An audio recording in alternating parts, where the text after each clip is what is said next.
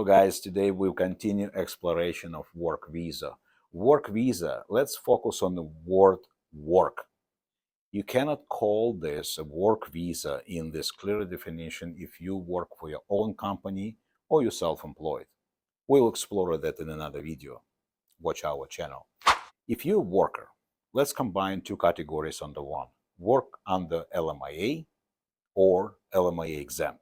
Both require employer that proved to Government of Canada that they need you, not some Joe Doe or Jane Doe and somebody from fuzzy background with unknown experience and no qualification. Specifically, why? Because they have to prove to Service Canada first to get permission to hire you from overseas, that you and only you can perform the job, and secondly, that no one on the Canadian local market cannot fulfill that position.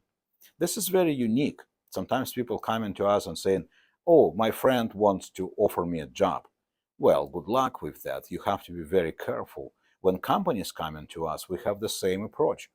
Don't just assume that you can find some childhood friend or maybe your schoolmate and then offer them a job and bring them to Canada. You have to establish first that you cannot locate the worker for this position in Canada among Canadians. That's why they call it labor market assessment. Okay, so now you know that. What to do next? Well, the first thing first, you have to have professionals representing you. We represent multiple companies, numerous people who work for someone in Canada and who we help to obtain work visa and then work permit. So what's required?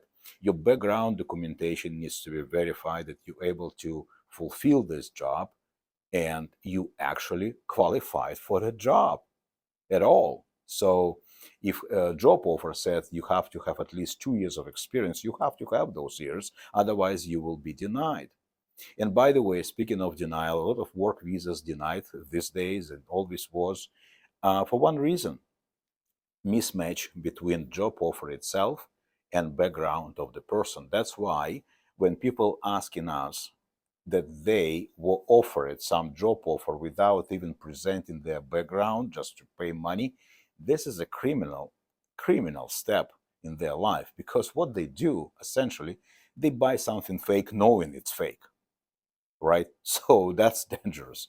And that's pretty much my verdict. If you don't know who's selling you what and you just pay money and think you can fake the rest of your life, I don't think it's a viable option. So let's just stay within legal category of work visas. So what about LMIA exemption?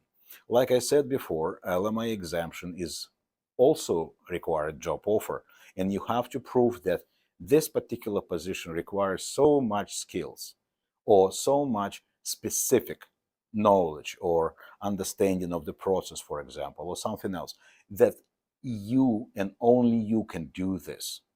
And usually it's coming on a very selective basis. They have exemption code.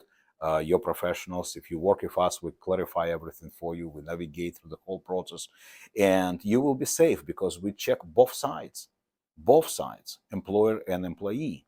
Be careful not to be connected with someone who is offering you everything for money without verifying your background. That's a dangerous step. And just stay safe by watching our videos, subscribing to our channel. And if you need specific situation to discuss, always welcome to order consultation. You can have a link below and share it with someone who can benefit from this, I guess. And stay safe.